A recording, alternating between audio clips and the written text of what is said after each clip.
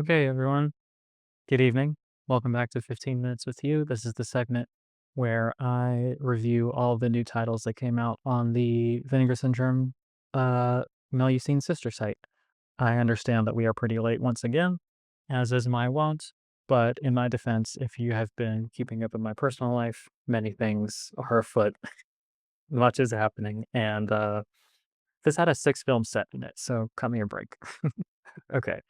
So with that, and then the two-film set, and then the big one with all the supplements, there were 9 films, one of which was like a chunky set with supplements and a booklet and all that, so we're doing our best here. Okay, I like to do these in the order that I watch them. So first is from Tikarama. This is the, Baby Rosemary and Hot Lunch double feature, starting with Baby Rosemary, obviously. This is, clearly a play on Rosemary's Baby, and it kinda looks like it might be a little bit skeevy and creepy. It's definitely like a baby slash toddler themed art going on and everything like that. It's definitely about a woman with daddy issues, but she's fully grown, which is appreciated.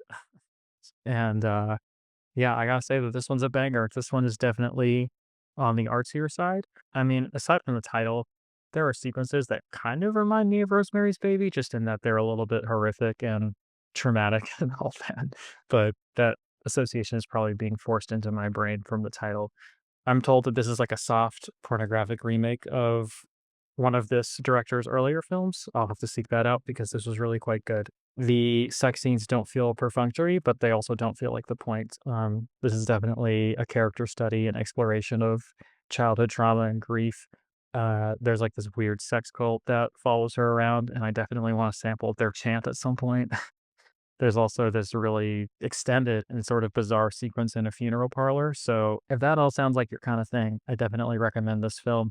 There's no supplements on this release, as is typical for the Picorama releases, but this kind of feels like an instant, obvious classic to me, and like one that I would put in a starter kit for people who aren't into hardcore but are into weirder stuff like horror and exploitation if you'd like it. So I would encourage folks to give this one a chance. I landed on a 7 out of 10 for this, but that's a strong 7, and I'll definitely be revisiting this one. Next up, we have Hot Lunch from the same director, I believe. This one, I don't know. There's not much to it. It's definitely the lesser of the two features. It's just about a guy who loses his job and figures out he's being cheated on, out to he goes out to find like new work, but he just keeps getting seduced at every stop. So it's just kind of like a series of job interviews that turn into sex scenes, I guess. It's fun for what it is. It's worthy enough of being here, and I'm glad it's restored and out there, but it's definitely not why you buy the set, and I wouldn't recommend this release if it was just this. But it's worth a watch if you already watched Baby Rosemary and you enjoyed it, just to get another take on this director's sort of style. Okay, moving on to Last Tango in Paris from Distrapix. This was a really insane get. Like, I couldn't believe that Distrapix had this. This felt like a perfect Vinegar Syndrome release, and hopefully I can ask someone at some point why this ended up being a Distrapix instead of Vinegar Syndrome, because it really would have made sense to me. But there were two different slipcover options, one on the Vinegar Syndrome site, one on the Melusine site. To me, the one on the Melusine site is clearly the superior one. So I would say definitely go for that, but it's still available too, which is crazy. It sold out on the Vinegar Syndrome site pretty quickly, but the Melusine version is still available and clearly the superior one. So go scoop this up if you're a fan of this film. Some people might think that it's sold out, but it's not. You just got to go to the dirty site, to the cooler site. You know what I'm saying? So this is Bernardo Bertolucci, who is a pretty legendary director, and this is an extremely controversial film. So I guess just to get it out of the way, if you're not aware, Maria Schneider, the co-lead opposite Marlon Brando in this film. Let's just take a second to acknowledge that there's a Marlon Brando film on the Melusine site. That's pretty insane.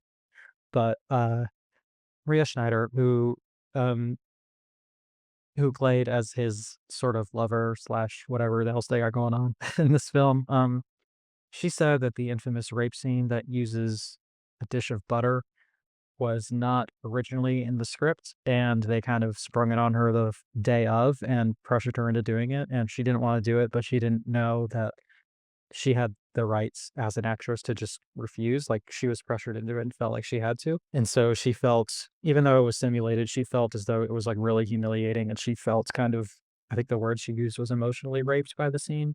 So a lot of people will refuse to watch it like straight up. And Bertolucci has pretty much admitted that he did this in a really shifty way and he doesn't regret it because he thinks it's a good scene in a good film. So, you could say that it's a remnant of the past or whatever, but it is pretty unacceptable. And it is the sort of thing that I think is worth keeping in mind. I don't know how much it should affect your perception of the art itself, but it is an unfortunate reality about the circumstances under which it was created.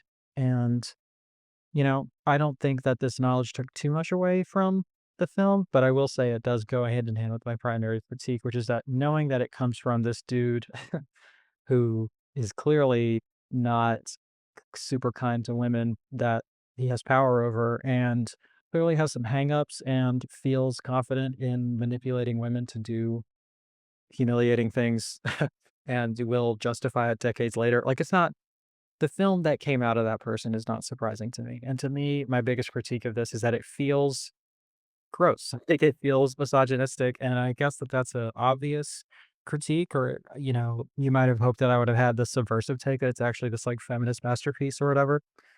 And I think people have argued successfully that it is still interesting despite its problems, and that the Maria's Schneider's character is multifaceted and very well written and a strong character. But to me, the way that it made me feel, the experience that I had with it is that it is just straightforwardly a kind of misogynistic sex fantasy, and I don't even think that that's controversial. Like, I think that he pretty much says that that's what it is. So yeah, it's kind of a rough watch. But I will say it's not all bad. I landed on a 5 out of 10, so I didn't hate it.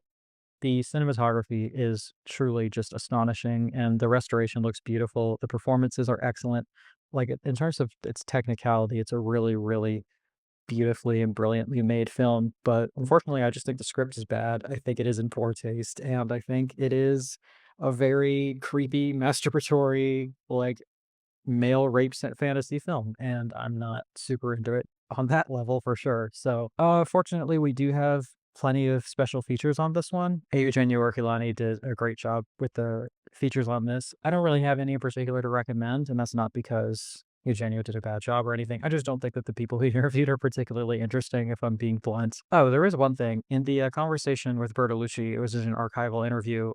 He says that a lot of people say that the film is like obviously better in Italian, but there's no language options on this. I was actually gonna go back and see if that was any better, but it's just the one English. So interesting. I don't know if there's an Italian cut floating out there somewhere, but I would be interested in seeing it. But yeah, the essays in the book are really interesting. Alison Anders, who is a pretty prolific film director, actually wrote an essay on how powerful and influential the score to this film is, which inspired me to listen to the score on its own. She actually directed a film called Things Behind the Sun, I think is what it's called. And that's one that I caught a long time ago on the Criterion Channel. And I thought it had some bad politics with regards to uh, sexual assault and gender. But otherwise, it's a well-made film, and I would be interested to see more of her work.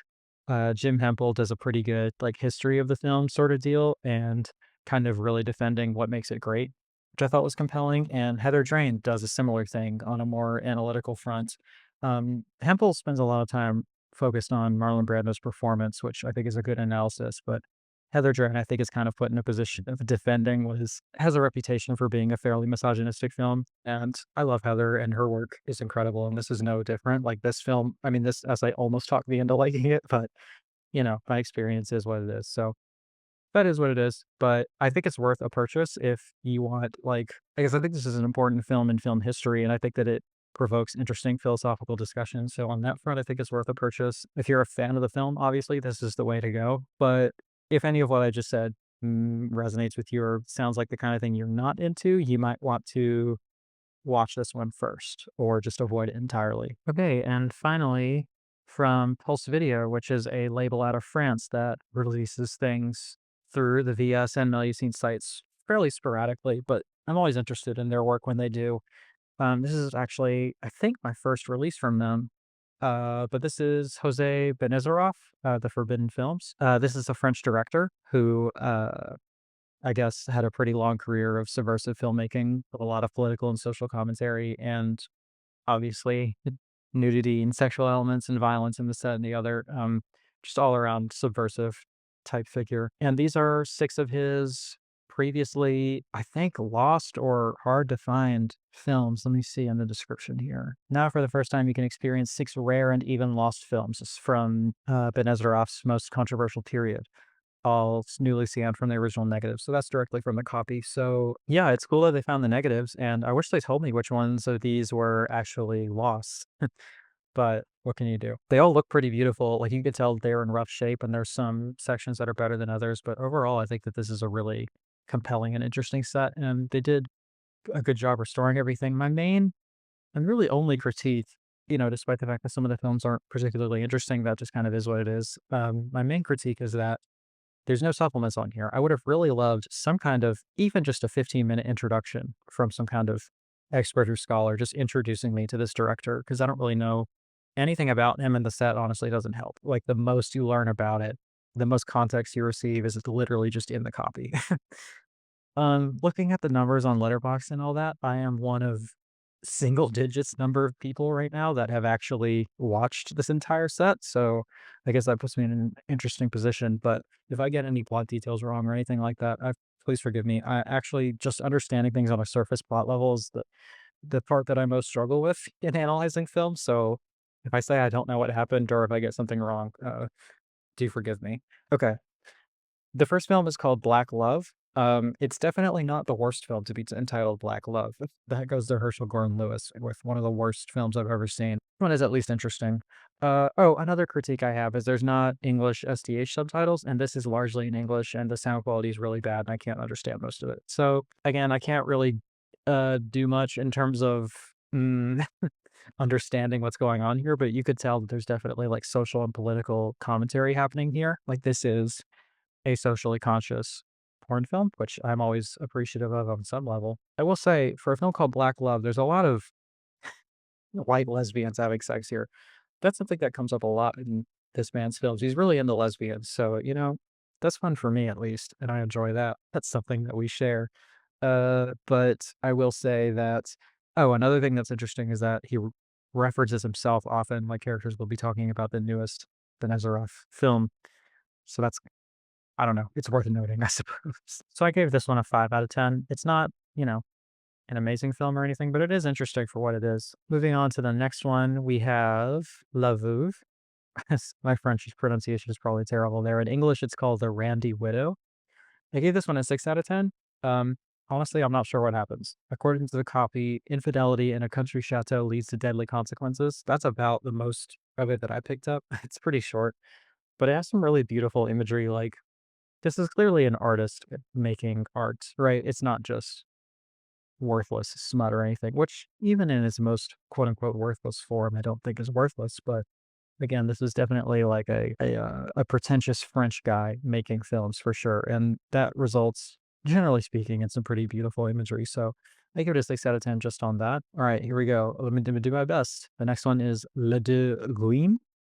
It translates to the two dykes, which is really, really confusing because there are not two dykes in this film. If there is, that's not what the film is about. And the only lesbian scene is in a three-way. And then there's a really, really rough scene. Maybe, okay, so I'm gonna have to spoil this. So, skip ahead, I guess, if you don't want to hear that. But this is far and away the most interesting film in the set, and probably the reason you would purchase it at all. I actually watched this film twice, and it's just to make sure I understood what was happening, because I swear to God, when you pull up the plot synopsis that's going around on the internet, it's just wrong. Like, that's not what it's about. I I also asked ChatGPT what this film is about, and it was like, "Oh, it's this really subversive film about sapphic and, queer love." And like, that's not what it's about. I actually watched it. Promise you it's not. So it's about this lawyer guy who is cheating on this really powerful lawyer, who he's cheating. Well, he's not cheating on the lawyer guy. He's having sex with that guy's wife. So his wife is cheating on him with this dude. And their daughter is not happy about that. She loves her father, doesn't want this skeevy, weirdo perv guy, like, encroaching on their family life. So she basically, like, I think she's like 14 or so, maybe 16 in the film. And, you know, she like seduces this guy, and he assaults her, statutorily rapes her in the woods. And then she's like, "Got you, bitch." Ending your career. You're fucking canceled, my guy. And then that's what happens. And then he is in prison for a little bit, and then this powerful lawyer and a powerful judge basically come up with an agreement. They're like, "Hey, this dude is like associated with like some union busting, and like he keeps people in line, and like there's this like leftist collective that like would get out of hand if this guy was put in jail, or like if our reputations were tarnished over this sort of scandal. So let's keep this on the DL, you know? And this guy can marry your daughter, and then everything's on the up and up, and it's fine." So then it goes from there. I'm not going to spoil more than that, but let's just say that this is a rape and revenge film, and there's some incest that goes on in here, and maybe those are the two dykes, but I don't think that that's actually, I don't think that they're genuine lesbians, especially not the victim in this circumstance. But yeah, that's how it goes. This film's really fucked up. It's uncomfortable. It's definitely not erotic, but it's definitely interesting.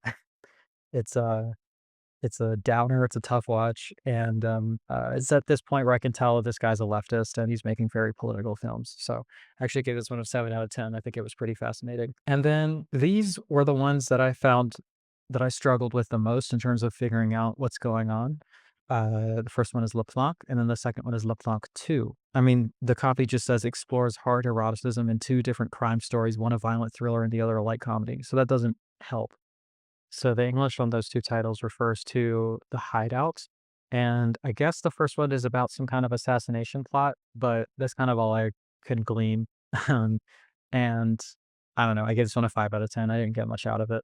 But the second one I gave a 6 out of 10 and found to be quite amusing. Apparently, I didn't see how this was a sequel at all, but according to the only review on Letterboxd, which I really appreciate because we were really down to the wire to like find other people who had even seen this and could help me understand what was going on. But like this is about, apparently there's a hitman in the first movie, and he is experiencing erectile dysfunction with his wife, and he's going to therapy for that, and he's having group sex with, I don't know if it's group sex necessarily, but him and his buddy are like having the same problem, and they're fucking their wives in the same room at the same time, and they can't get it up. That's kind of it. And it's kind of gay, to be honest. Like they're kind of, it seems like they're a little into each other, and I'm like, hey man, you can just be gay if you can't get it up for women. It's okay. But one of them kind of does at the end and says some pretty vile, misogynistic stuff. I think it's a pretty interesting film about male insecurity and toxic masculinity and that kind of thing. And then the final film is JV1. This was just a straight up kind of meta art film. No narrative, just kind of like various sex scenes and then scenes of the behind the scenes, like the scenes themselves being filmed. It's really pretty looking. It doesn't really bore me. It doesn't overstay its welcome. 60 minutes long. And I don't know that it says anything interesting, but it's at least trying, which I think is interesting in and of itself. Right? The idea of trying to make a kind of meta subversive art film in the erotic space, I think, is noteworthy in the least. I don't know that necessarily what they're saying is interesting, but the fact that they're trying is interesting. I've said the word interesting a lot of times, so I'm going to try to stop there. But those are my reviews for the month. I recommend all 3 releases with caveats, except for the first one. The Picorama double feature, I just kind of endorse wholeheartedly. So go pick that up. Check out my YouTube channel. Check out my GoFundMe if you want. And that's it. Thanks, y'all. See you next time on 15 Minutes with You.